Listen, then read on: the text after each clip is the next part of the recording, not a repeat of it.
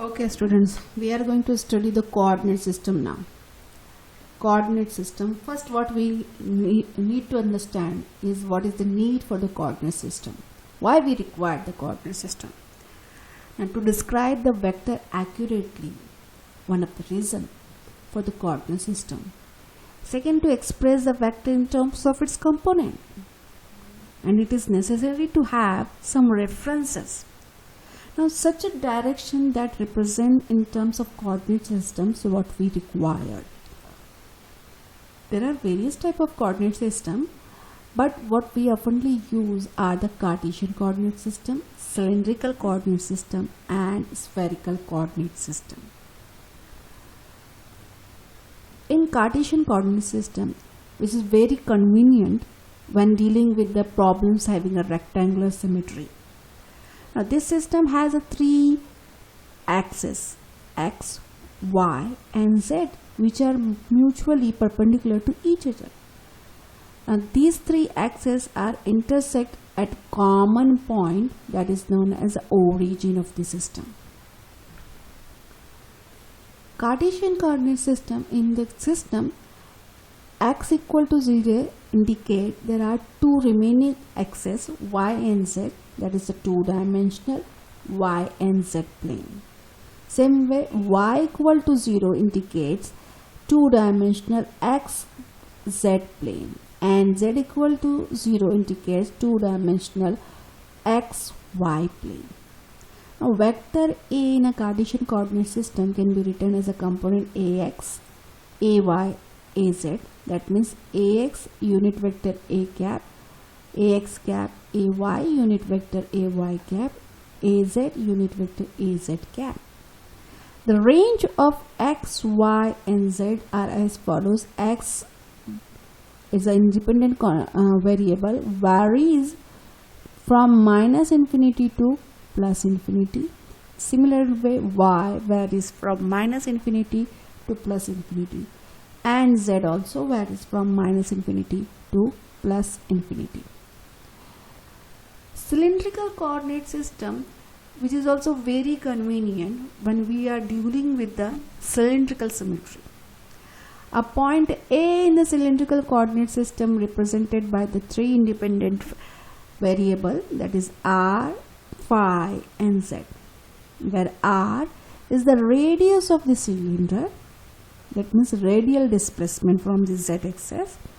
Phi is the azimuthal angle or the angular displacement from the x-axis, and z is the vertical displacement from the origin. Like this, this is the radial displacement r, okay, which varies. Azimuthal change phi and z from origin 0. You can even see the cylindrical coordinate system where when the phi is equal to 0 we had x and z planes, and when if I wanted to represent point P in azimuthal angle, in a cylindrical coordinate system, will have radius r, azimuthal angle phi 1 and the z1 as a vertical z-axis.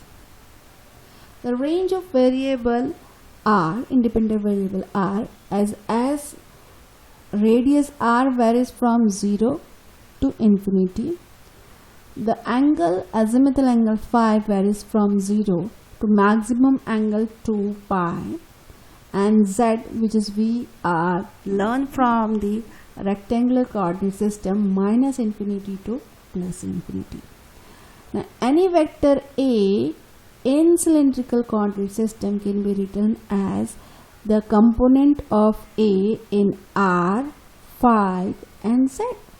That means component of A in r, unit vector ar cap, component of phi, A in phi, azimuthal phi, ar vector, a phi vector, az vector. Now the magnitude, as we always know, magnitude of a vector is a under root of its magnitude in independent variable.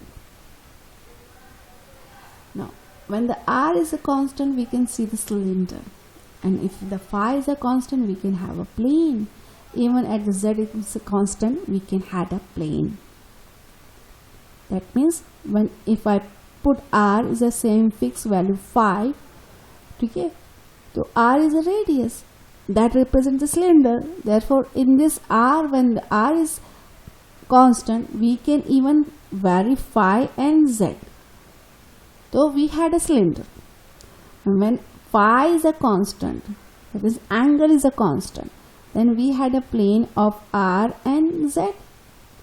Same way, when the z constant, z quantity, that means the length in a z direction, it is a constant, then we can have radius and the angle, that is the variation we can have.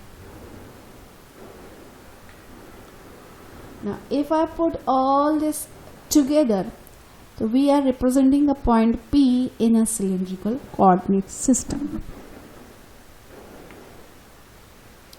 Now relation between, as we have already known about the Cartesian coordinate system, now we are learning about the cylindrical coordinate system. So there should be some relation between the Cartesian coordinate system and cylindrical coordinate system, and that lead us to that Cartesian coordinate system, x is equal to r cos of phi, y is equal to r sin of phi, and especially z is equal to z. Yes, very much special, because we don't need to work on it z in cylindrical coordinate system. Now if I start squaring and adding them, so if I square x, so r square cos of phi square, okay, so x square will be r square cos of phi square. Same way y square will be r square cos of sin of phi square.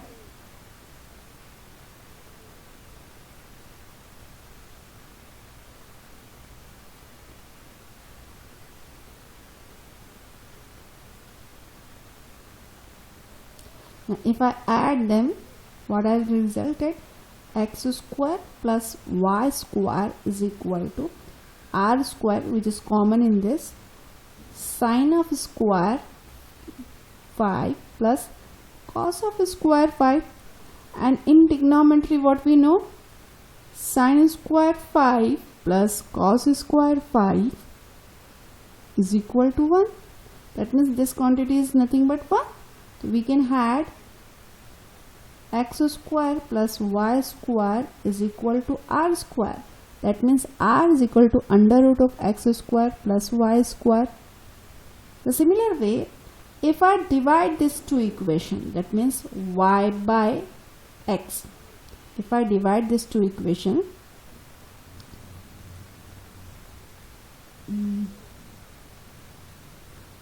let me have division.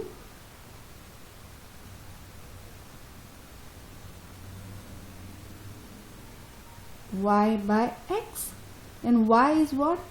R sin of phi divided by r cos of phi. Now r get cancelled, but what happened? Sin of phi divided by cos of phi is nothing but tan of phi. That means tan in phi is equal to tan inverse of y by x. That leads us to this equation, and as z is z equal to z. So the point P, which is in the Cartesian coordinate system as a 3, 4 and 5, is same as in cylindrical coordinate system. What will be the value? We can find. Now if it is r, is for the cylindrical coordinate system, we had r is equal to under root of x square, that means 3 square, y square, that means 4 square, okay, so x square, 3 3s are 9, 4 4s are 16, sorry, 4 4s are 16, 9 plus 16, 25. That leads us to the phi. R is equal to phi. The similar way, we had a phi which is tan inverse of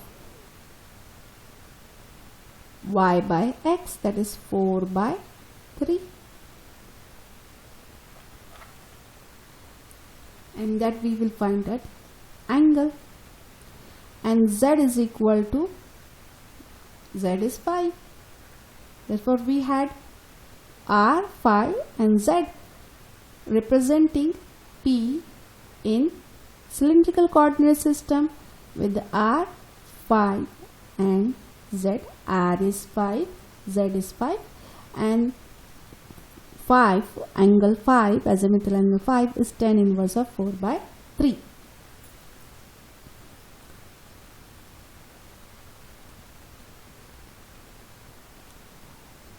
Okay, now relation 0.972 radars, ठीक है ना, तो ये आपका angle आ गया. Now there are another problem which you can try by yourself. The point 3, 4 and 5 in Cartesian coordinate system is same as 5, 0.9275 in cylindrical coordinate system. So try by yourself and we will have. Next we had spherical coordinate system. Now spherical coordinate system deal with the problem having the degree of spherical symmetry. Matlab, this time we had a spherical symmetry. Now point P in a spherical coordinate system represented by the three independent variable r, theta and phi. Yes, you remember r and phi, these are coming from the cylindrical coordinate system only.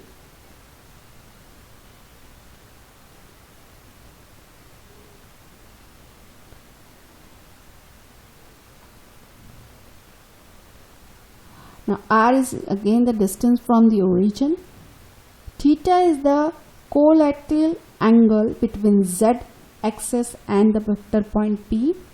Azimuth angle is again azimuth angle, as we already learned in cylindrical coordinate system. So let's see what we had in spherical coordinate system. The point P over here, okay, in the spherical coordinate system it is represented by the three independent variable radius r from the origin, azimuth angle from the x-axis to the shadow of this point P plane, and theta is the collateral angle from the z-axis. The range of the variable where r is the radius started from the origin but ended to the infinity, whereas theta varies from, as you can see, it is angle with the z-axis. So z-axis ऊपर रहता है and the xy plane is below, ठीक है ना, xy plane is below. So they, from this z-axis to this plane we had on maximum angle as a 90 degree, that is over here, and the 90 degree over here. That means we had 180 degree. And the phi, as we usually know, is nothing but azimuth angle 2 pi. Maximum angle that varies is 2 pi. Now if a vector A is there in spherical coordinate system is written by the component AR, A theta, A phi as AR, AR cap, A theta cap, AR, A phi cap, and the magnitude can be found in a similar manner. Now relation between the Cartesian coordinate system and the spherical coordinate system are x equal to r sin theta cos of phi, y equal to r sin theta sin of phi, z equal to r cos theta. Now if I square three of them and add them, I can find the radius of the spherical coordinate system. Similar way, if I divide the x square plus y square divided by z, I can find the angle theta. And if I divide same way y by x, I can still find the azimuth angle. Point of transformation, if I talk, So we should see how the spherical coordinate system is related with the cylindrical coordinate system. As you know, before we had radius r in cylindrical coordinate system that can be related to the phi r sine of theta. Sorry spherical coordinate system का ऊपर है, नीचे cylindrical coordinate system का है, ठीक है ना. तो रेडियस हमारा ये था इन सिलिंड्रिकल कोऑर्डिनेट सिस्टम. जानबूझ के इसको इस तरीके से बनाया गया है. एंड इफ यू रिमेंबर कि यहाँ पर देखो r क्या है, X square plus Y square under root. तो this term is nothing but our radius of the cylindrical coordinate system. We can write cylindrical coordinate system का radius का whole square plus z square. Same way, if you think x square plus y square is still this term is what? Radius of a cylindrical coordinate system. So we can write radius of a cylindrical coordinate system divided by z, give the angle theta, and phi is phi. Azimuth angle is same as in the cylindrical coordinate system or in the spherical coordinate system. The same way, if we see that the z-axis is equal to r cos of theta in cylindrical coordinate system and the radius r is equal to r sine of theta. So we can interchange between the cylindrical coordinate system and the spherical coordinate system. Now in vector calculus there are the differential element in, that is length, area and volume. And these are very useful.